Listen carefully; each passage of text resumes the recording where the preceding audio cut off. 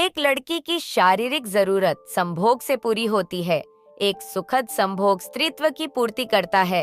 दिमाग में ऐसे केमिकल निकालने में मदद करती है जिससे स्त्री पूर्ण महसूस करती है, और मैंने भी इस बात को महसूस किया है और ये 100% सही है। जब मैं कॉलेज में थी तो नई नई फिल्म इंटरनेट पर लेख पढ़ती थी और ये समझ आया कि स्त्री पुरुष की शारीरिक जरूरतें होती हैं। स्त्री की जरूरत को पूरा करने के लिए पुरुष की आवश्यकता होती है और पुरुष को स्त्री की और एक दूसरे की आवश्यकता को पूर्ण करने में कोई गलत बात नहीं है। वहीं दूसरी तरफ हमारे ग्रंथ माता पिता इस बात के खिलाफ थे। उनका कहना था शादी से पहले ये सब गलत है। ऐसा क्यों था मुझे समझ नहीं आया और मुझे खुद ये लगता था कि ये सब फिजूल की बातें हैं। मेरा बॉयफ्रेंड बना और मैंने अपनी सहमति जाहिर की कि मैं संभोग का आनंद लेना चाहती हूँ। वो भी तैयार था। हम दोनों जाते हैं और इसे एक्सपीरियंस करते हैं। ये जादुई एहसास था। शरीर में एक तरह की ऊर्जा आने लगी थी।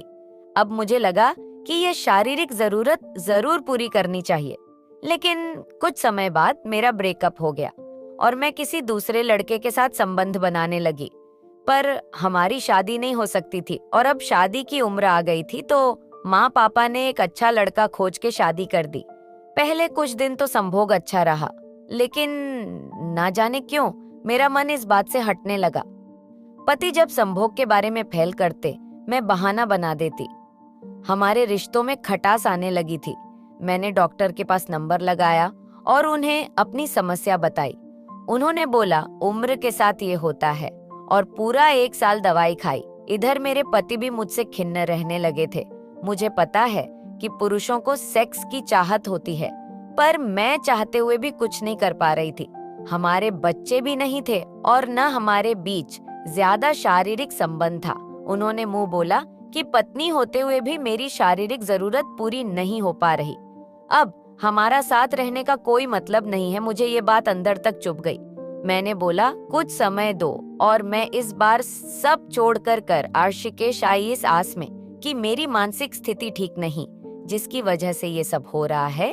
वहाँ मुझे मेरी गुरु माँ मिली जो मुझे ध्यान और योग सिखाती थी। उन्होंने मुझसे मेरे बातों पर चर्चा किया तो मैंने उन्हें बताया कि मेरी ये समस्या है। उन्होंने पल भर में ही ये बोल दिया कि शादी से पहले कितने पुरुषों के साथ सोई हो।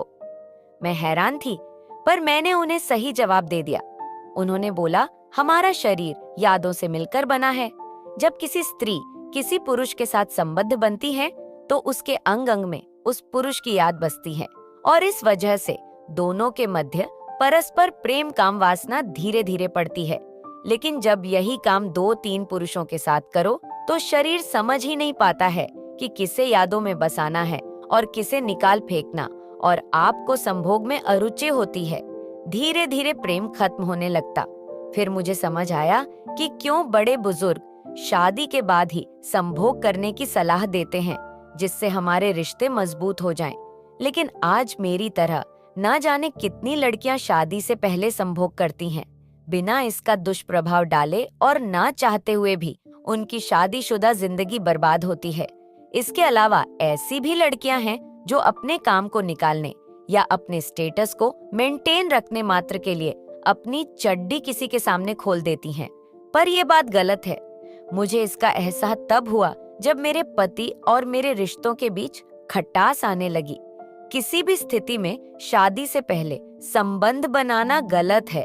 तुम्हें आज मजा आएगा, लेकिन शादी के बाद सिर्फ पछताना पड़ेगा, और तुम ये सोचेगी क्यों आखिर ऐसा किया मैंने। तो दोस्तों, कैसी लगी कहानी? अगर पसंद आई हो तो लाइक जरूर करें, और चैनल पर नए हो तो सब्सक्राइब जरूर करें। धन्यवाद।